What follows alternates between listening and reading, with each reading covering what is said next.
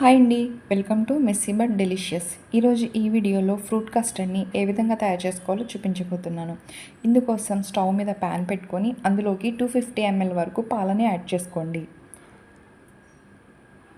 మీరు కావాలి అంటే ఈ పాల క్వాంటిటీని పెంచుకోవచ్చు. నేనైతే 250 ml వరకు తీసుకుంటున్నాను. ఇలా పాలను తీసుకొని మరిగించుకోవాలి. ఇలా పాలు మరుగుతున్నప్పుడు ఒక కప్లోకి 2 టేబుల్ స్పూన్స్ వరకు కస్టర్డ్ పౌడర్ని కానీ, కార్న్ఫ్లవర్ని కానీ, లేదంటే మైదాని కానీ తీసుకొని దానిలోకి పావు కప్పు వరకు పాలని వేసుకొని కలుపుకోవాలి.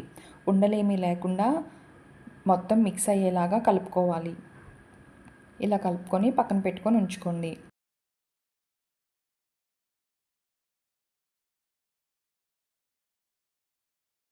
ఇలా మొత్తం కలుపుకున్న తర్వాత పాలు మరుగుతున్నప్పుడు ఇది తిరిగి మళ్ళీ ఒకసారి కలుపుకొని మరుగుతున్న పాలలోకి వేసుకొని కలుపుకోవాలి. అడుగేమి అంటకుండా ఇది వేసుకుంటూ కలుపుకోవాలండి. ఇలా కలుపుకున్న తర్వాత కొద్దిసేపట్లోనే ఇది చిక్కబడుతుంది. ఇప్పుడు ఇందులోకి 5 టేబుల్ స్పూన్స్ వరకు షుగర్ని వేసుకోండి.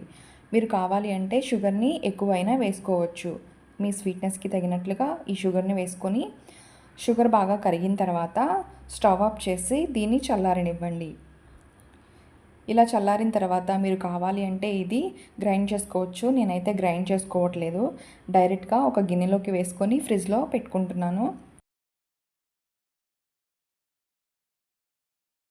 ఇలా ఒక గిన్నెలోకి వేసుకొని మూత పెట్టి ఫ్రిడ్జ్లో పెట్టుకొని ఉంచుకోండి. ఒక 1 అవర్ తర్వాత ఫ్రిడ్జ్ నుంచి తీసి ఇప్పుడు ఇందులోకి మీకు నచ్చిన ఫ్రూట్స్ని కట్ చేసి దీనిలో వేసుకోండి. నేనైతే గ్రేప్స్, అలాగే యాపిల్, అలాగే పొమగ్రనేట్ తీసుకున్నాను. మీకు కావాలి అంటే ఇంకా కొన్ని ఫ్రూట్స్నైనా యాడ్ చేసుకోవచ్చు. మీకు నచ్చినవి ఇంట్లో ఉన్నవి ఏవైనా వేసుకొని కలుపుకోవాలి. అలాగే డ్రై ఫ్రూట్స్ని కూడా కావాలి అంటే కట్ చేసి వేసుకోండి. ఇలా అన్నీ వేసేసిన తర్వాత ఒకసారి మొత్తం అంతా కలుపుకోండి. ఇలా కలుపుకొని సర్వింగ్ బౌల్లోకి సర్వ్ చేసుకోండి. ఇలాంటి మరెన్నో రెసిపీస్ కోసం కిందనే ఉన్న డిస్క్రిప్షన్లో లింక్స్ని చెక్ చేయండి. ఇలా వేడివేడి ఎండలో చల్లగా ఈ ఫ్రూట్ కస్టర్డ్ని చేసుకొని తాగండి. కడుపుకు ఎంతో చల్లగా, అలాగే ఎంతో టేస్టీగా ఉంటుంది. ఈ వీడియో కనుక మీకు నచ్చినట్లయితే మెస్సీ బట్ డెలిషియస్ ఛానల్ని సబ్స్క్రైబ్ చేసుకొని ఈ వీడియోని లైక్ చేయండి, షేర్ చేయండి.